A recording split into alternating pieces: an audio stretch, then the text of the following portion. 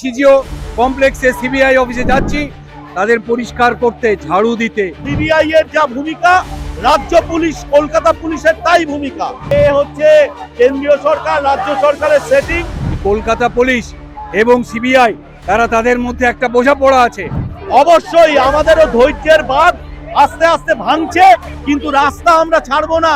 আমাদের কাছে অত্যন্ত যন্ত্রণার, যাদের দায়িত্ব ছিল এই ন্যায় বিচার দেবার, তারা তাদের দায়িত্ব পালন করছে না। আজ আবার আমরা সিবিজিও কমপ্লেক্স অভিযানে যাচ্ছি, কারণ আমরা মনে করছি সিবিআই এর যে দায়িত্ব ছিল অভয়া হত্যার প্রকৃত তদন্ত করা, প্রকৃত দোষীদের খুঁজে বের করা, তথ্য প্রমাণ লোপাটকারীদের দিনের আলোয় আনা এবং ষড়যন্ত্রকারীদের বিচারের আওতাধীন করা, করেনি। আমরা তাই আজ সিজিও কমপ্লেক্সে সিবিআই অফিসে যাচ্ছি তাদের পরিষ্কার করতে, ঝাড়ু দিতে, যাতে তারা মনে করে তাদের যে দায়িত্ব সেটা মনে করানোর জন্য।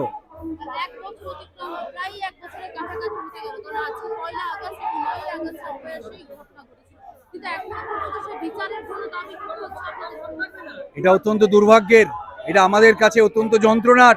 যাদের দায়িত্ব ছিল এই ন্যায় বিচার দেবার, তারা তাদের দায়িত্ব পালন করছে না।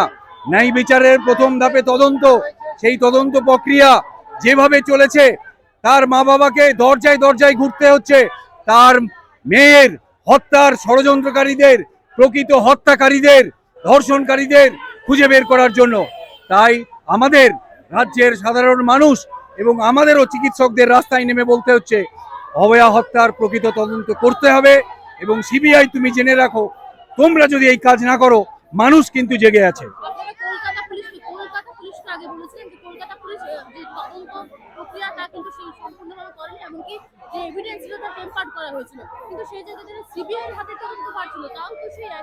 এটা কোথাও আমাদের মনে হচ্ছে যে কলকাতা পুলিশ এবং সিবিআই তারা তাদের মধ্যে একটা বোঝাপড়া আছে। এই বোঝাপড়া আমরা খুলে, তাদের মুখোশ খুলে দিতে চাই। বারে বারে এই প্রশ্ন তুলে প্রকৃত হত্যাকারীদের আড়াল করার জন্য কলকাতা পুলিশ যে কাজ করেছিল এবং সিবিআই যে করছে, তাদের মধ্যে একটা বোঝাপড়া আছে। এই বোঝাপড়ার বিরুদ্ধে মানুষকে প্রতিবাদ করতে হবে। তাদের নিজেদের মেয়ের, বাংলার মেয়ের হত্যাকারীদের ন্যায় বিচারের দাবিতে। এ হচ্ছে কেন্দ্রীয় সরকার রাজ্য সরকারের সেটিং। তাদের সারা দেশ জুড়ে তারা মনুবাদী সংস্কৃতি, ধর্ষণের সংস্কৃতি, নারী মুক্তির যে লড়াই, সে লড়াইকে তারা স্বীকৃতি দিতে চায় না। সেই জন্য মেয়েদের ধর্ষণ তাদেরকে নাড়া দেয় না। তাই এরা সবাই সিবিআই এর যা ভূমিকা, রাজ্য পুলিশ, কলকাতা পুলিশের তাই ভূমিকা। এইটাই আমরা বলতে চাইছি। এক ক্যাটাগরিতে পড়ছে তারা, এক ক্যাটাগরিতে। তারা মোটেই নিরপেক্ষ কাজ করেনি, এত বড় নোংরা তারা।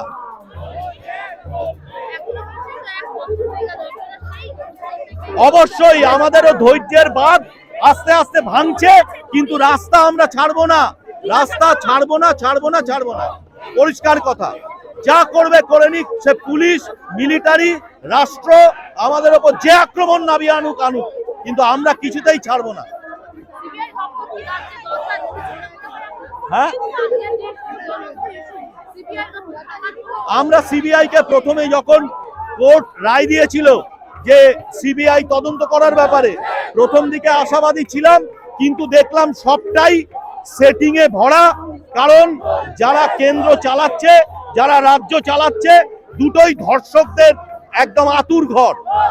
যারা চালাচ্ছে সেই ধর্ষকদের পক্ষে তারা, সেই জন্য তারা কখনোই এই তদন্তে সঠিক দিকে মোড় দিচ্ছে না। একাধিক ঘটনা ঘটেছে।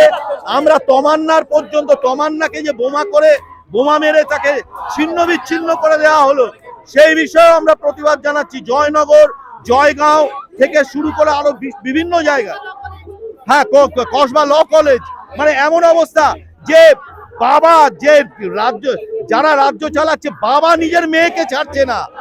এত নোংরা দল এই কেন্দ্র এবং রাজ্যের, এত বড় অসভ্য, এই মানে বাবা মেয়ের সম্পর্ক থাকছে না, এত বড় নোংরা। আমাদের একটি প্রতিনিধি দল, 6 সদস্যের একটি প্রতিনিধি দল, যাতে অধ্যাপক গৌতম দাস, অধ্যাপক উৎপল বন্দ্যোপাধ্যায়, ডক্টর রাজীব পান্ডে, ডক্টর শতাব্দী মিত্র, ডক্টর সুদক্ষিণা দাস এবং সুতনুক বন্দ্যোপাধ্যায় আছেন। তারা সিবিআই যে দপ্তর, যে নতুন দপ্তর যেখানে, সেখানে কথা বলতে যাচ্ছে। আরো ভালো ভালো খবর দেখতে সাবস্ক্রাইব করুন বাংলা হান্টের ইউটিউব চ্যানেল। বাংলা হান্টের আরো খবর দেখতে নজর রাখুন। বাংলা খবর মানেই বাংলা হান্ট।